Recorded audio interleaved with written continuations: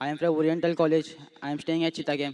मेरा पहला सवाल ये है कि अगर जब अल्लाह एक ही है तो फिर मेरे जो बैकग्राउंड है वो सब मुसलमान भाई है, मैं अकेला हिंदू। तो मुझको भी चाहे तो मुसलमान बना सकते थे, पर क्यों नहीं? अल्लाह अगर एक है तो मुझको भी चाहे मुसलमान बना सकते थे, मेरे को क्यों हिंदू बनाए? भाई साहब का सवाल है, अगर अल्लाह एक है तो मुझको भी मुसलमान बना सकते थे, उसने क्यों ने मुझे मुसलमान बनाया? भाई साहब का अच्छा सवाल है और इसका जवाब है कि हमारे आखिरी पैगंबर मोहम्मद सल्लल्लाहु अलैहि वसल्लम फरमाते हैं कि हर इंसान, हर बच्चा जब पैदा होता है वो दीनुल फित्र में पैदा होता है। दीनुल फित्र मतलब वो मुसलमान जैसा पैदा होता है।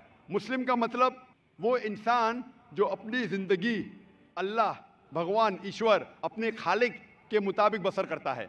जो इंसान अपनी ज़िंदगी अपने खालिक, अपने अल्लाह के कहे हुए अहकामात के मुताबिक बसर करता है, उसे कहते हैं अरबी में मुस्लिम। तो हर इंसान जब पैदा होता है, चाहे हिंदू खानदान में पैदा हो या ईसाई खानदान में या यहूदी खानदान में या मुस्लिम खानदान में, कोई भी खानदान में पैदा होता है वो पैदा होता है मुसलमान जैसा।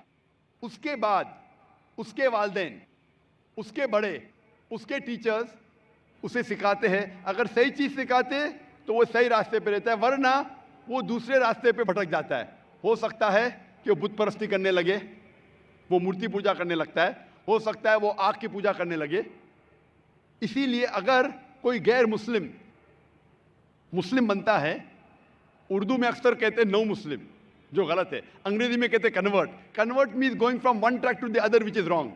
सही लफ्ज है लौटा हुआ मुस्लिम, क्योंकि हर इंसान पैदा होता है मुस्लिम जैसा, फिर उसके वालिदैन, उसके बड़े के जरिए से वो गलत ट्रैक पे जाता है और जब सही ट्रैक पे आ जाता है वापस, सही लफ्ज है लौटा हुआ मुस्लिम। अंग्रेजी में कहेंगे रिवर्ट।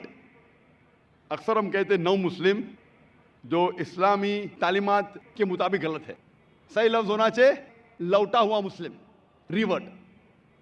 और आपका सवाल था कि अल्लाह ने तुम्हें मुस्लिम क्यों नहीं बनाया? अल्लाह ने तुम्हें मुस्लिम ही बनाया। हो सकता है कि बचपन में आपके बड़े, आपके वालिदैन, आपके टीचर आपको सही रास्ता नहीं दिखा सके और आप गलत रास्ते पे गए, लेकिन इसके बावजूद आप अल्लाह को दोषी नहीं ठहरा सकते। आप ये पूछ सकते कि अल्लाह ने क्यों मुझे हिंदू खानदान में पैदा किया? अगर मुस्लिम खानदान में पैदा किया होता, हो सकता है कि मैं मुसलमान होता। अल्लाह ताला फरमाते हैं कुरान मजीद में कि अल्लाह अगर चाहे तो सारे इंसानों को मुसलमान बना सकता है, लेकिन फिर टेस्ट क्या है? अगर टीचर चाहे तो सारे स्टूडेंट को पास कर सकता है, लेकिन टेस्ट क्या है? टेस्ट वो होता है क्या टीचर सही तालीम देने के बाद इम्तिहान लेता है। जो आदमी सही जवाब देता है वो पास होता है, जो गलत देता है फेल होता है। अल्लाह ताला ने सारे इंसानों को अपना आखिरी पैगाम दे चुका है कुरान मजीद। उसके बाद अगर इंसान उस पर अमल करते तो पास होते, अमल नहीं करते तो फेल होते। और अगर आप अल्लाह से कंप्लेन करेंगे कि क्यों मुझे हिंदू खानदान में पैदा किया, तो अल्लाह ताला फरमाते कि आप किधर भी पैदा हो, चाहे मुसलमान खानदान में या हिंदू खानदान में, ये कहना कि हर इंसान जो मुस्लिम खानदान में पैदा होता है जन्नत में जाएगा, बिल्कुल गलत है। सिर्फ मुसलमान खानदान में पैदा होने के बाद और मुस्लिम नाम रखने से इंसान जन्नत में नहीं जाता है। जन्नत में जाने के लिए एक अल्लाह में मानने के अलावा, अल्लाह के रसूल में मानने के अलावा उनके अहकामात पे अमल करना चाहिए। हर मुस्लिम अमल तो नहीं करता है, तो हर इंसान जो मुस्लिम खानदान में पैदा होता है वो जन्नत में नहीं जाएगा।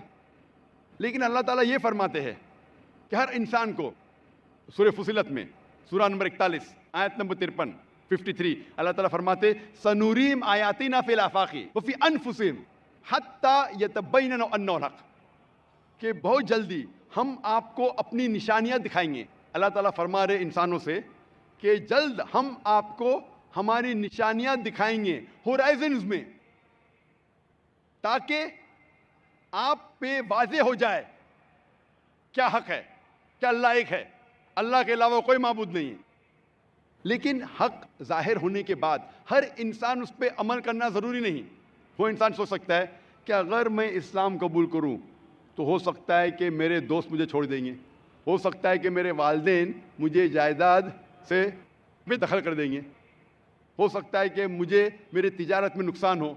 तो ये सब चीज़ें इंसान को बहुत बार भटकाती है और हक कबूल करने से रोकती है।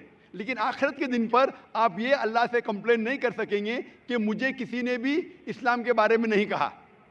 इसीलिए कुरान मजीद में लिखा गया है सूरह अनाम में सूरह नंबर 6 आयत नंबर 158 कि उस दिन, आखिरत के दिन, अगर आप कहेंगे कि मेरे वालिदैन बुत परस्त थे, मूर्ति पूजा करते थे, इसीलिए मैं कर रहा हूं, तो अल्लाह ताला फरमाएगा ये बहाना नहीं चलेगा, क्योंकि अल्लाह ताला खुद हर इंसान के दिल में वादे कर देता है हक क्या है, और वादे करने के बाद आपके पास कोई शिकायत का मौका नहीं रहेगा। और आपको भी, आप आज इस मजलिस में आ चुके हैं और मैंने लाखों लोग के सामने आपको वादे किया है कि खुदा एक है, उसके अलावा कोई माबूद नहीं, और मोहम्मद सल्लल्लाहु अलैहि वसल्लम उसके आखिरी पैगंबर है। अगर आज आप इस बात को नहीं मानेंगे तो कल आप ये कंप्लेन नहीं कर सकेंगे, आप शिकायत नहीं कर सकेंगे अल्लाह से कि मुझे पता नहीं था। बाकी लोग कर सकेंगे क्या नहीं, वो बाद में देखा जाएगा। अल्लाह तो वादे कर दिया, किसके जरिए पता नहीं, लेकिन आज मेरे जरिए तो कर रहा है आपको, और इतने लाखों लोग शहादा दे रहे और करोड़ों लोग टेलीविजन पे देख रहे हैं आपको। तो अभी आपके पास कोई बहाना नहीं, कोई शिकायत नहीं ये कहने के लिए कि मैं मुसलमान खानदान में पैदा नहीं हुआ इसलिए मैंने इस धर्म को एक्सेप्ट नहीं किया। मैं आपसे पूछना चाहता हूं भाई साहब, आप मानते हैं कि खुदा एक है? वो तो है। आप मानते हैं खुदा एक है? हाँ। आप मानते हैं कि बुत परस्ती गलत है? पर कौन सा खुदा है वो पता नहीं। नहीं, मूर्ति पूजा सही है क्या गलत है आपके हिसाब से? अब जब मैं हिंदू धर्म में पैदा हुआ तो फिर मेरे हिसाब से सही हो सकता। आप कहते हैं कि हिंदू धर्म के मुताबिक मूर्ति पूजा सही है। मैं आपको आपके हिंदू धर्म की किताबों का हवाला देता हूं, मजहबी किताबों का।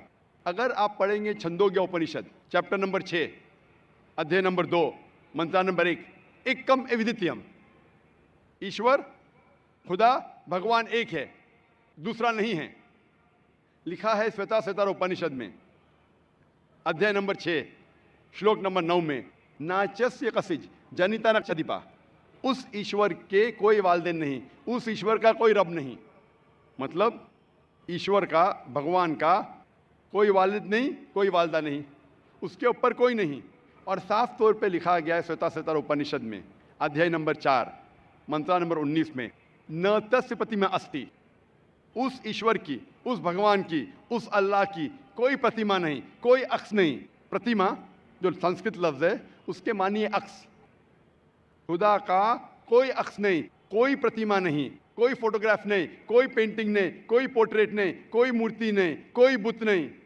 और ये पैगाम दोहराया गया है यजुर्वेद में अध्याय नंबर 32 मंत्र नंबर 3 में, इसमें लिखा है ना तस्र प्रतिमा अस्ति, उस ईश्वर, उस भगवान, उस अल्लाह की कोई प्रतिमा नहीं, कोई अक्स नहीं, कोई पिक्चर नहीं, कोई पेंटिंग नहीं, कोई पोर्ट्रेट नहीं, कोई बुत नहीं, कोई मूर्ति नहीं।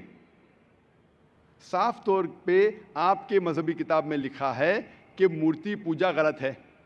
और हिंदुइज्म का ब्रह्मा सूत्र है, एकम ब्रह्म देवता नास्ते नैना नास्ते किंचन, भगवान एक ही है, दूसरा नहीं है, नहीं है, नहीं है, जरा भी नहीं है। अभी मैं आपसे पूछता हूं भाई साहब, जब आपके मजहबी किताब में साफ तौर से लिखा हुआ है कि मूर्ति पूजा गलत है, तो फिर भी आप मानते हैं कि मूर्ति पूजा सही है? नहीं। आप मानते हैं कि मूर्ति पूजा सही है गलत है? फिर गलत है। आप मानते हैं कि खुदा एक है? हाँ। आप मानते हैं कि मूर्ति पूजा गलत है? हाँ। आप मानते हैं कि इस खुदा, इस ईश्वर, इस अल्लाह के आखिरी पैगंबर मोहम्मद सल्लल्लाहु अलैहि वसल्लम है? सर बट और एक क्वेश्चन है। सॉरी, बट एक क्वेश्चन है। आपका एक सवाल है? हाँ। ठीक है, पूछ सकते हैं आप। अगर मैं मुसलमान बन गया जी और ऐसा ही तो इंसान को भूत ही भड़काता ना। आप अगर मुसलमान बन गए तो? वो नहीं, इंसान को तो शैतान ही भड़काता ना। इंसान को शैतान भड़काता है? हाँ। तो अगर मैं मुसलमान बन गया और गलत काम किया तो मेरे वास्ते मुसलमान का नाम खराब हुआ, तो अल्लाह क्या मुझको माफ़ करेंगे? भाई साहब का सवाल है कि इंसान को अक्सर शैतान भड़काता है। अगर मैं मुसलमान बन गया और शैतान मुझे भड़काया और मैं गलत काम किया तो क्या अल्लाह ताला मुझे माफ़ करेगा? भाई साहब का अच्छा सवाल है कि अगर वो इस्लाम कबूल किया और शैतान ने भड़काया, उसने गलत काम किया, तो क्या अल्लाह माफ़ करेगा? दो चीज़ें हैं। एक इंसान है जो इस्लाम कबूल ही नहीं करता है। जो इंसान इस्लाम कबूल ही नहीं करता है, नहीं मानता है कि खुदा एक है, बुत परस्ती करता है, अल्लाह के आखिरी पैगंबर मोहम्मद सल्लल्लाहु अलैहि वसल्लम नहीं मानता है, उसके लिए 100% वो जन्नत में नहीं जा सकता है, 100%, क्योंकि वो ईश्वर के अलावा